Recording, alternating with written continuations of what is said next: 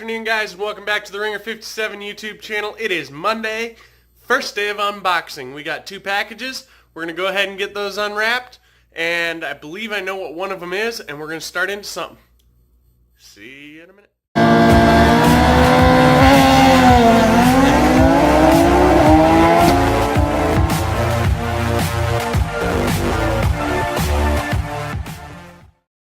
All right, this first package is just the valve cover bolt grommets. They're not vital right now, but they will be in a week. The next package, I knew what it was. I got a notification. I got it off eBay at $38, complete rebuild kit for the rear and brake. It hasn't been functioning properly, and that is the subject of today's video. We're going to strip it down, clean it, rebuild it. Here we go. Alright guys, this is being done post-production because there was a long stinking video just of taking this off, and it's the simplest procedure, and it's really hard to edit all those little clips together. So the removal of the caliper is straightforward as it gets. You're going to want something down here to catch fluid. You're going to take this banjo bolt off. Because we're doing a rebuild, you do not need to maintain these two coppers. It comes with new ones. As you can tell, they're brand new. Then you're going to remove this nut and bolt, this bolt, and this bolt. The caliper will then be free to come off. You will remove this plastic cap that we're going to pop back off here quick.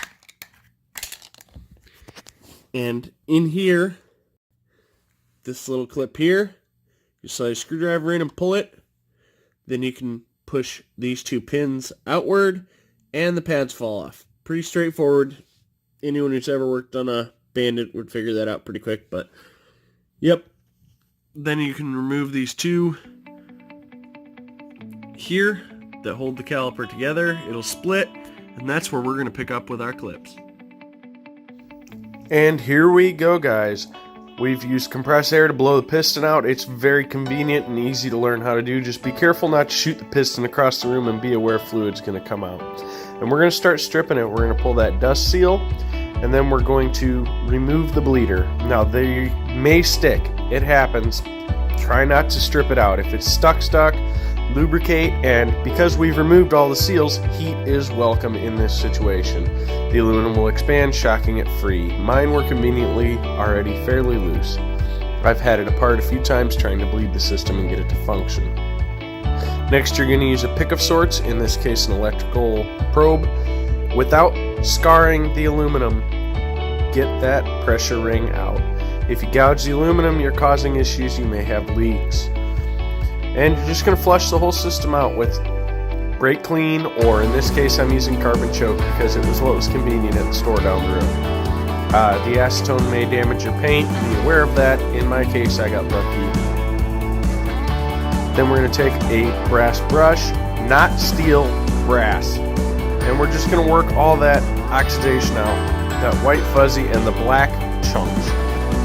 Making sure you don't focus in one area constantly. You'll see I'm moving in a curved motion or making full circles to work this out evenly. And just take everything back to a nice polish. You may have to hone your cylinder if there's groove. You'll see on the piston here there's a lot of black stuff, and it seems like it would wipe off, but it's actually harder than a rock. So we're going to take some 400 grit, wet dry, and we're going to knock all that down and then chase it to smooth it with some 1500 or finer wet dry.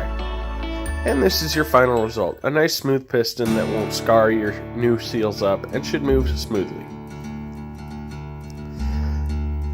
And here's those new seals we were talking about. We're going to go ahead and install those into the caliper along with this new bleeder.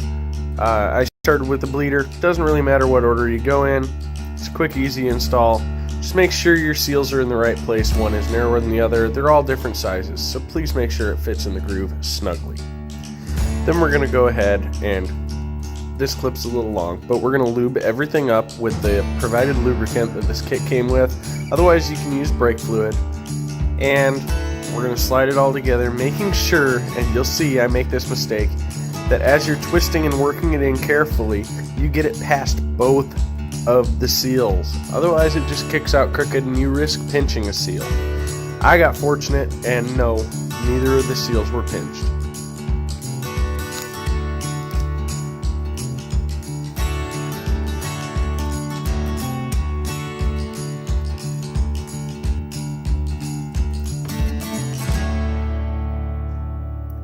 See, and there we go. It rolled out on me.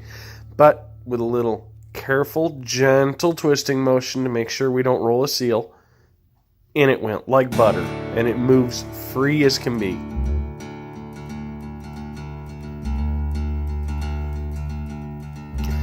Now we're going to install the bridge O-ring with a little bit of lubricant to hold it into place.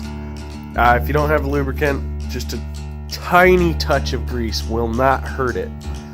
And we're just going to assemble in the reverse order that we stripped the caliper down from this point.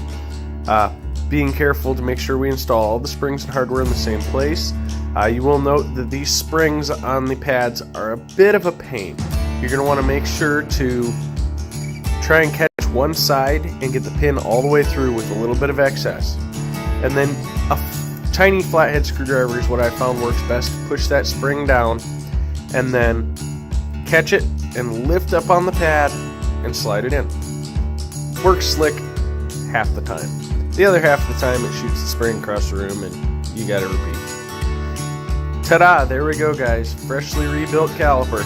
We're going to install it using the brand new provided coppers, making sure to flush the entire master cylinder and lines beforehand. This is the crud that came out of mine.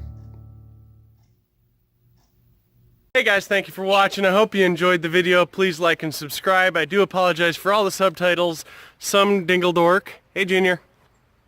Hey, why? Was on the phone with me the entire time, so I'm voiceovering the entire thing just to keep that conversation out. Have a beautiful evening.